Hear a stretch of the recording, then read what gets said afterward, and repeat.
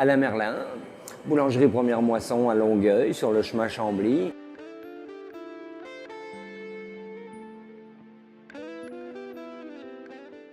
Je suis quand même le seul sur la rive sud à faire du pain biologique. Et puis du pain biologique, tout le monde en parle du pain biologique, mais il n'y a pas grand monde qui en fait. Parce qu'il y a beaucoup de contraintes à ça. On est surveillé, on est audité, et pour ça, il faut quand même, surtout quand on fait du conventionnel, mais notre conventionnel à nous, c'est quand même notre farine qui est exclusive, qui est une farine du Québec, etc.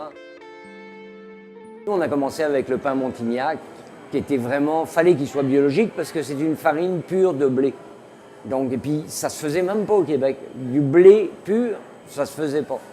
On faisait du blé, on le javellisait, on le mettait en blanc.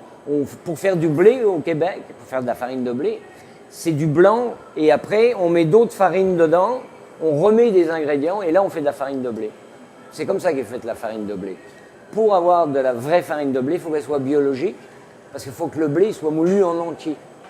C'est-à-dire le petit germe, il faut que tout soit dedans.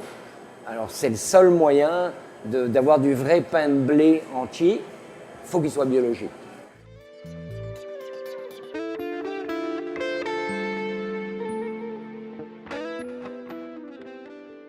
On met 8 heures à faire un pain comme ça. Même un pain courant, une baguette, etc., on met entre 5 et 6 heures. Parce qu'il faut laisser de la farine, il faut laisser le temps. C'est le temps qui fait qu'on arrive à avoir des beaux ingrédients. C'est le temps qui fait que entre une tomate qui est cueillie verte au Mexique et puis une tomate qui est cueillie rouge et puis qui est mangée le soir ou le lendemain, la différence, elle est énorme.